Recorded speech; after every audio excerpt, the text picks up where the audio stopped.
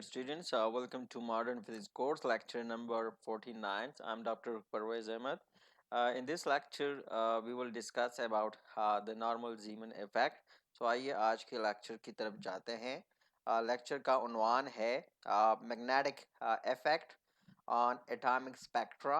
ठीक है कि जो मैग्नेटिक जो एटॉमिक स्पेक्ट्रा है उस पर जो मैग्नेटिक फील्ड है या जो मैग्नेटिक इफेक्ट है उसका क्या असर पड़ता है, या अदर वर्ड्स इस इफेक्ट को जो मैग्नेटिक इफेक्ट है उसकी असर को एटॉमिक स्पेक्ट्रा पे जो देखने का अमल है that is also called the normal Zeeman effect. ठीक है, अब नॉर्मल जीमन इफेक्ट इसको क्यों कहा जाता है? नॉर्मल जीमन इफेक्ट इसको इस वजह से कहा जाता है कि इस इफेक्ट को सबसे पहले जो एक डच फिजिसिस्ट था जिसका नाम था पीटर जीमन, उसने इसको ये जो अमल है उसको पहले स्टडी किया. ठीक है, so the Dutch physicist Peter जीमन showed that the spectral line emitted by atom in a magnetic field split into multiple energy levels. ठीक है, सो जो जीमन था पीटर जीमन, उसने सबसे पहले ये ऑब्जर्व किया कि जब एटम एक स्पेक्ट्रल लाइंस के मतलब जो एटम्स है वो क्या है, एटम्स जब मुख्तलिफ स्पेक्ट्रल लाइंस को वो एमिट करता है और उसको हम मैग्नेटिक फील्ड के अंदर जब उसको देखते हैं या ऑब्जर्व करते हैं, सो वो मल्टीपल एनर्जी लेवल्स में वो डिवाइड हो जाता है, वो स्प्लिट हो जाता है. ठीक है, मतलब जो पीटर जीमन्स था उसने सबसे पहले जो एटम्स की जो स्पेक्ट्रल लाइंस है उसको मैग्नेटिक फील्ड के अंदर ऑब्जर्व किया और उसने ये देखा या उसने ये ऑब्जर्व की कि ये जो एटम की जो स्पेक्ट्रल लाइंस है ये मुख्तलिफ एनर्जी लेवल्स के अंदर ये स्प्लिट अप हो जाता है. ठीक है, और इसी स्प्लिटिंग को ये जो मतलब स्पेक्ट्रल लाइंस की जो स्प्लिटिंग है इनसाइड द मैग्नेटिक फील्ड, इसी को उसने नाम दिया जीमन इफेक्ट का. मतलब आसान अल्फाज में जीमन इफेक्ट क्या है? जीमन इफेक्ट ये है कि जिसमें एक एटम की जो स्पेक्ट्रल लाइंस है उसको ऑब्जर्व किया जाता है एक मैग्नेटिक फील्ड के अंदर. सो मैग्नेटिक फील्ड के अंदर जो स्पेक्ट्रल लाइन है उस पर क्या असर होता है?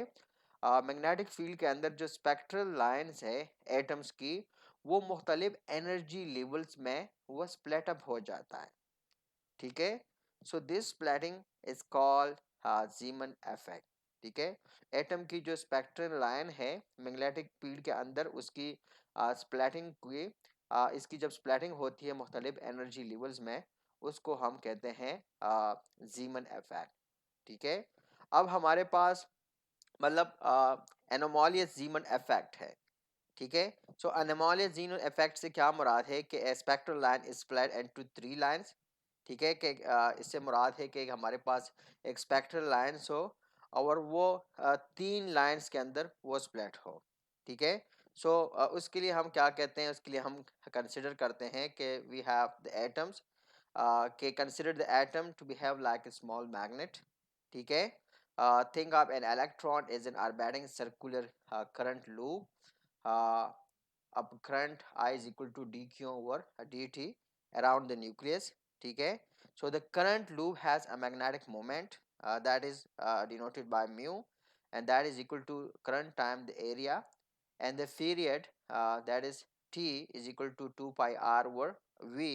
ठीक है, so the moment the magnetic moment mu is equal to minus e l over 2m. ठीक है, और यहाँ पर जो l है that is equal to mvr.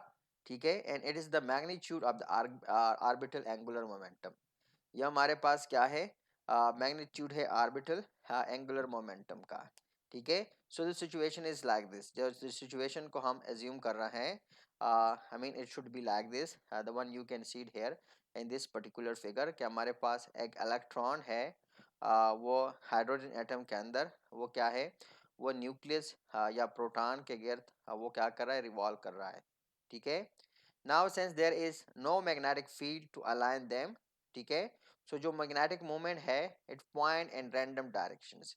मतलब हमारे पास कोई मैग्नेटिक फील्ड नहीं है अलाइनमेंट के लिए, तो जो मैग्नेटिक मोमेंट होगा वो क्या होगा, वो रैंडम डायरेक्शन में पॉइंट करेगा।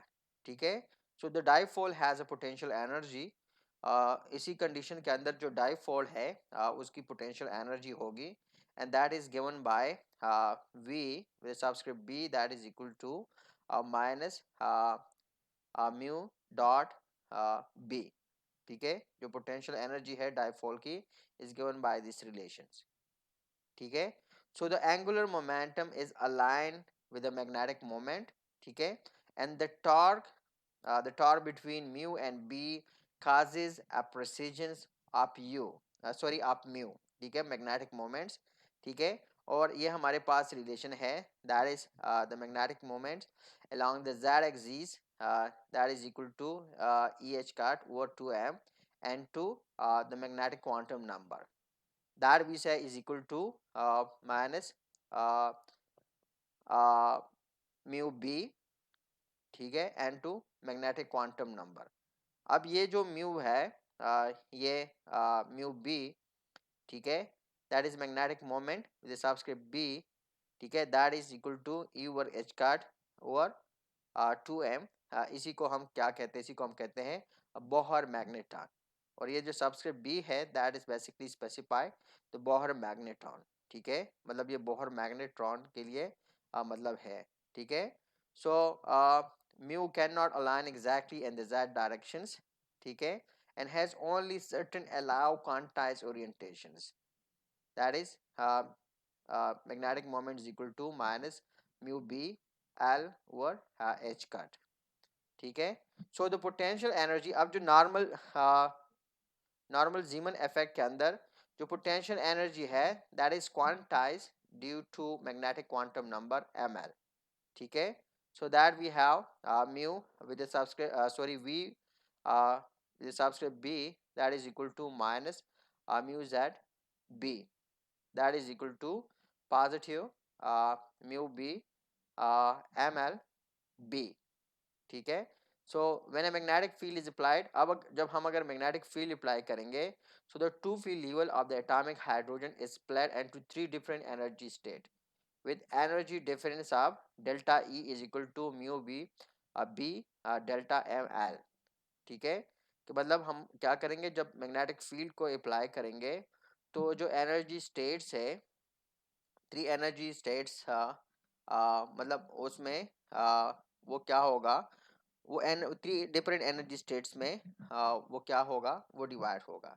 मतलब जब हम एक मैग्नेटिक फील्ड अप्लाई करते हैं, सो जो 2p लेवल है एटॉमिक हाइड्रोजन की, वो क्या होगा, वो स्प्लिट होगा तीन डिफरेंट एनर्जी स्टेट में। ठीक है, और उनकी जो एनर्जी डिफरेंस होगी that will be equal to according to this relations. तो हमारे पास टोटल ये सिचुएशंस होगी। Magnetic quantum numbers it will vary between 0 1 and -1। ठीक है, इसी हिसाब से जो एनर्जी होगी that will be E naught plus mu naught Bohr magneton time the magnetic field. ठीक है, E naught and E naught minus Bohr magneton time the magnetic field. ठीक है, और यहाँ पर हमारे पास सिचुएशन है कि n इज इक्वल टू 2 के लिए l इज इक्वल टू जो स्मॉल l है या ऑर्बिटल मोमेंटम क्वांटम नंबर है, इसकी वैल्यू 1 होगी। And it is the situation when we don't have a magnetic field और the magnetic field is zero. जब हम मैग्नेटिक फील्ड को अप्लाई करते हैं, तो यहाँ पर देखें कि यही लेवल है l is equal to 1, that is split into three different levels. तो ये तीन मुख्तलिफ लेवल्स में ये डिवाइड हो जाता है। ठीक है, so we have these conditions, और under these condition we have a transition from 2p to 1 state। ठीक है, हमारे पास इसी में ट्रांजिशन होती है 2p से टू 1s स्टेट के अंदर। यहाँ पर देखें ये 2p स्टेट है l इज इक्वल टू 1, यहाँ पर 1 स्टेट है l इज इक्वल टू 0, और b हमारे पास 0 है। ठीक है, ये हमारे पास सिचुएशंस है। अब इसी में जब हम मैग्नेटिक फील्ड अप्लाई करते हैं, बी अप्लाई करते हैं, so we have a transitions. तो 2p स्टेट से हमें हमारे पास इधर ट्रांजिशन होती है। तो 2p के अंदर हम कहते हैं कि डिफरेंट मैग्नेटिक क्वांटम नंबर है, 1 है, 0 है, -1 है। तो इनसे जो हमारे पास है ट्रांजिशन होती है वन स्टेट के अंदर। So we will have a spectral line according to the normal Zeeman effect, and the spectral line will look like this. ठीक है, वो स्पेक्ट्रल लाइन वो इस तरह होगी। ठीक है, अब इसको हम एक्सपेरिमेंटली कैसे ऑब्जर्व करेंगे नॉर्मल जीमन इफेक्ट को। सो नॉर्मल जीमन इफेक्ट के लिए first of all we should have an atomic beam of particles in the L is equal to one state। ठीक है, ये हमारे पास एटॉमिक बीम है। ठीक है, in the L is equal to one state। अब इसको हम क्या कर रहे हैं, इसको हम पास कर रहे हैं through a magnetic field along the Z directions. यहाँ पर ये हमारे पास, ये देखे साउथ एंड नॉर्थ पोल, ये हमारे पास मैग्नेटिक फील्ड है। एटॉमिक बीम है जिसकी हमारे पास जो स्टेट है इज इक्वल टू 1 है, इसको हम पास कर रहे हैं मैग्नेटिक फील्ड के अंदर, और मैग्नेटिक फील्ड को हमने अप्लाई किया along the Z direction. So here you can see that when it pass through this magnetic field, so it's back split and to 3 different levels. यहाँ पर आप देखें, मतलब इसकी स्प्लैटिंग हो रही है। ये मतलब सिंगल बीम है, जब मैग्नेटिक फील्ड के अंदर हम इसको पास कर रहे हैं, so it's been split in 3। ठीक है, so we have what, we have the potential energy that is equal to minus mu Z B. ठीक है, जो फोर्स है that is equal to minus D V over D Z. ठीक है, that is equal to mu Z and to D B over D Z. ठीक है, अब इसमें यहाँ पर देखें हमारे पास थ्री मैग्नेटिक क्वांटम नंबर है। ठीक है, the M L positive state will be deflected down. यहाँ पर देखें deflected downward, the magnetic quantum number equal to -1। ठीक है, it will be deflected upward. ठीक है, and M L is equal to 0, it will be undeflected। ठीक है, so if the space quantizations were due to magnetic quantum number L, ml, ठीक है, so ml state is allowed, ml state is always odd, that is 2l plus 1, and should have produced an odd number of lines। ठीक है, क्या हम कहते हैं कि अगर स्पेस क्वांटाइजेशन हमारे पास मैग्नेटिक क्वांटम नंबर की वजह से है, तो ये हमेशा हमेशा के लिए इसकी जो वैल्यू होगी वो हमेशा क्या होगी, इसकी ऑड वैल्यू होगी। ठीक है, और ये हमारे पास एक ऑड नंबर ऑफ लाइन जो है वो प्रोड्यूस करेगी, जिस तरह के आप लोगों ने यहाँ पर देख लिया। ठीक है, so that's all we have for this lecture। Hope you have enjoyed the lecture। See you in other lectures very soon. Till then, bye bye.